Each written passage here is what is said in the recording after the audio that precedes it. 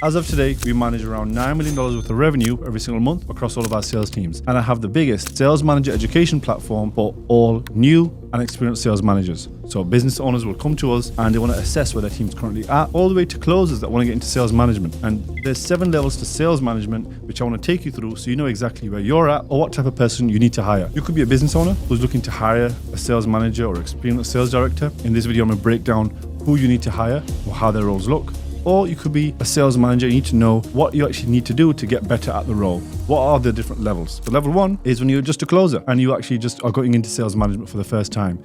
This is actually the point where you feel like you know the most, but you actually know the least. Like anything, because you've seen someone do sales management before. You've seen someone actually manage you. So what you naturally think is, well, I can coach reps. I'm sure I can hire people. I can do a lot of the things that I've seen a manager do. I'll do it. But I'll tell you this, the day you step into your first sales manager role, you learn very quickly managing people is not the same as just managing yourself. Because now the way you used to just manage your own time and you control it, you tell yourself in your mind, I am going to do this task, and you do it, and you never do the thing that your body wants to do. But imagine now you've got to get somebody else to do something. Hey, can you make sure you come 5 minutes early tomorrow? And they don't do it. But now you got to work out why. You got to lead people to get you the results. It was a big mindset shift for me when I first started managing my sales team. I was quite a naive sales rep because I was a sales rep that was highly egotistical. I knew I was the best. I wanted to be the best. I wanted to prove to everyone I'm the best. But when I became a sales manager, that ego had to go very quickly because that ego didn't work with the team that I used to work with that now I manage. So I had to very quickly become a people's person. And I was lucky because the sales manager that I had was such a good people driver. He knew how to manage people. So I had a good example, but then it took me about 6 months to really understand the role. Because that first 6 months is all about just knowing about how to coach them. Because you've been coaching yourself, you might have coached others before, but every single person has their own style. You start to learn a little bit about hiring, but you don't know too much because you haven't done it before. If you've not done it before, how could you know so much? But now in level 2,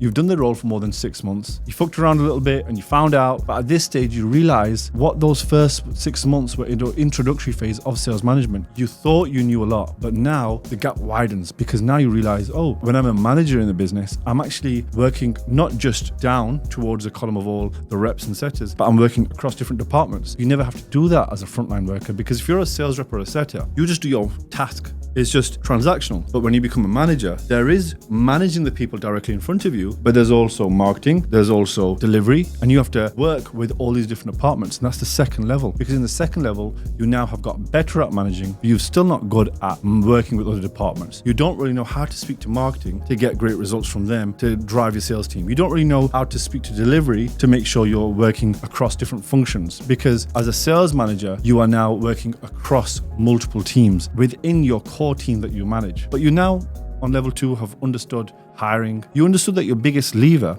is not just sales training, but it's actually the people in the team and how you actually drive them, how you motivate them. To motivate reps is not just beating your chest, shouting at them like you would have seen in whatever movie. It's actually learning the psychology of managing people. Each person has their own traits, and you need to get the best out of people. And how you get the best out of people is just becoming a great coach. So in level 2, you now understand the job. You can now hire people, you can now manage them, you understand the basics, and you're doing a good job. But in level 3, you actually find out all around onboarding and ramp up. Because if I'm a new sales manager, I don't know how to structure someone's ramp up to guarantee by week 4 they will hit these KPIs. You've not done it before. How could you know? You have a feeling that you know, but you have to do it. And through experience, you learn all the different ways that your style works best on getting reps to ramp up and to be hired. So now you've designed a ramp up system. You know how to hire the people that you want to manage because the people that you want to manage, you don't know yet. So once you know after doing the job, you've now got a great understanding. And it leads you towards level 4. Level 4 is what we try to say, okay, now you're a competent sales manager because the CEO can step out and you can actually start to run the ship without him there. And this is where you know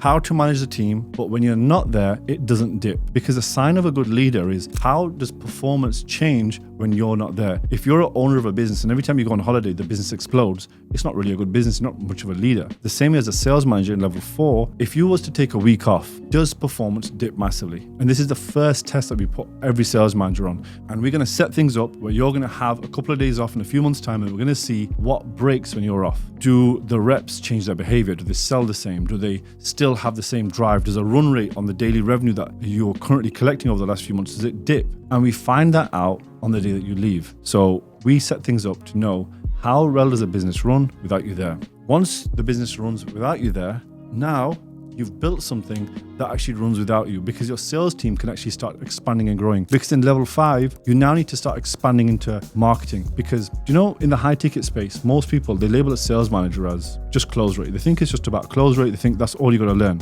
Listen, the sales manager that works in high ticket is a decent marketer. I know this is going to sound controversial because most people will say, oh, but I just have to manage sales reps. Well, the people that only manage sales reps only stay at a certain level. Their revenue doesn't grow to the millions per month. The sales managers that are amazing at sales management in the high ticket space, in coaching, consulting, they know how to speak to marketing. They know how to look at the marketing tracker. They know how to look at ROAS. What made me really good on growing my business was I had all the sales manager fundamentals. I've already been a sales director of a business doing 40 to 60 million, but then I started from zero to learn marketing over the last 4 or 5 years. And then I got really good at it. And now businesses will come to me, not just for sales, but for my marketing skills as well. If you are wanting to work with us for sales and sales teams specifically, and you're a sales manager probably wanting some better education, if you see the link in the description, you can book a call with me and my team and we can speak to you on that. In level 6, the business might say, okay, we want to open a new acquisition source. We're running Facebook ads, we might start on YouTube ads, or we want to start doing affiliates. But what a level 6 sales manager can do is he can build another mini team, because you've already built one team and you run it really well and you know how to do all the data, reporting, tracking, hiring, ramp up. You do all that stuff really well. But now imagine duplicating that process on another channel, because let's say I have a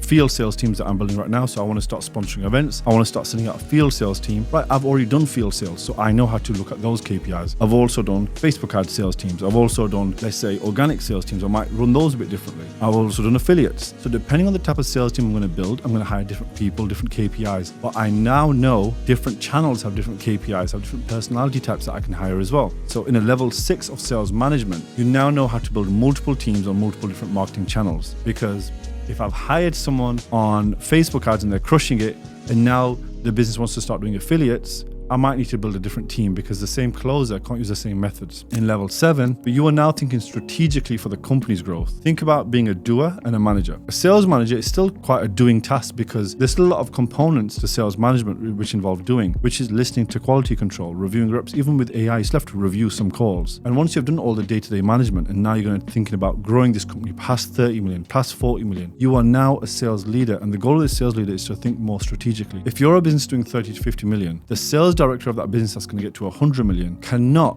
just stay in the day-to-day of just QC. He or she is able to do that work, but you can't just stay in that day-to-day. You've got to be more strategic. You need white space in your calendar to start building the next level, because one partnership can make you another 20, 30 million. And this is why you have to become more strategic and higher level. In the high ticket space, you just don't see a lot. You see the label of sales manager for most teams under 30 million. But when I see a sales director being labeled for a business doing 100, 200K a month, they've mislabeled that person, mistitled them. Now that business is going to stop growing at a certain level, because there's only a matter of time before that sales director of this 100, 200K business Googles, what does a sales director get paid? And they see, oh, it's in the multi 7 figures. They're going to say, oh, I want to get paid that. That's what a sales director gets paid. I'm a sales director, not sales manager. But you're not doing the job of a sales director. Business owners who have got the sales manager who's learning, the business grows. A lot of the businesses that invest in our coaching program invest because they want their sales manager to get better. So the sales manager will say, oh, I need this education to get better. And then we'll end up working with the manager and drive the education up. And as they get better, the company makes more money, which pays for itself. And if you're a sales manager, business owner, and you want to learn more about sales management